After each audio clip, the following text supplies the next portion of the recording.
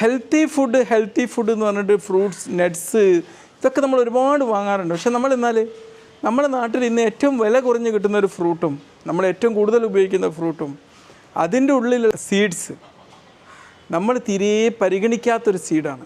ഏതായിരിക്കും എന്ന് ഊഹിച്ച് നോക്ക്. അത് വാട്ടർ മെലോൺ സീഡ്സാണ്, തണ്ണിമത്തൻ്റെ സീഡ്സ്.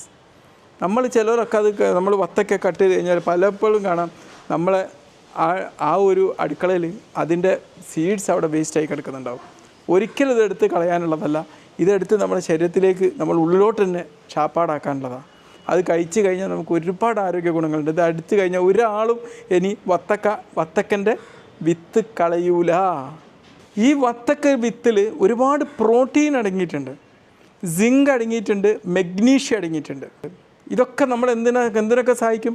നമ്മുടെ ഹൃദയത്തിൻ്റെ ആരോഗ്യത്തിന്, നമുക്ക് നല്ലൊരു ഇമ്മ്യൂൺ സിസ്റ്റം ഉണ്ടാക്കാൻ, പിന്നെ ടോട്ടലി നമ്മളെ ബ്ലഡ് കൗണ്ടൊക്കെ ശരിയായ ഇതിൽ നിലനിർത്തുന്നതിനൊക്കെ സഹായിക്കുന്ന സംഭവങ്ങളാണ്. നമ്മുടെ ദഹനം മെച്ചപ്പെടുത്താനും നല്ലതാണ്. ഈ വാട്ടർ മെലോൺ സീഡ്സ് നമ്മൾ എങ്ങനെ കഴിക്കുക? വത്തക്ക ഇങ്ങനെ ചവച്ചരച്ച് കഴിക്കുമ്പം അതിൻ്റെ സീഡോട് കൂടി തന്നെ കഴിച്ചോ. ഇനി അവിടെ സീഡ് അവിടെ ബാക്കിയായിട്ടുണ്ടെങ്കിൽ എടുത്ത് ഇങ്ങനെ പെറുക്കി കഴിച്ചോ, ഒരു കുഴപ്പമില്ല. ഇനി വേണമെങ്കിൽ ചെറിയ ഡ്രൈ ഫ്രൈ ഒക്കെ ചെയ്തിട്ട് അങ്ങനെ വേണമെങ്കിൽ കഴിക്കാം. ഒലിവ് പിന്നെ വേറെ എന്തെങ്കിലും ഭക്ഷണങ്ങളൊക്കെ ഉണ്ടാക്കുമ്പോൾ അതിലേക്ക് മിക്സ് ചെയ്തിട്ട് കഴിക്കാം, ഉണക്കിയിട്ട് കഴിക്കാം.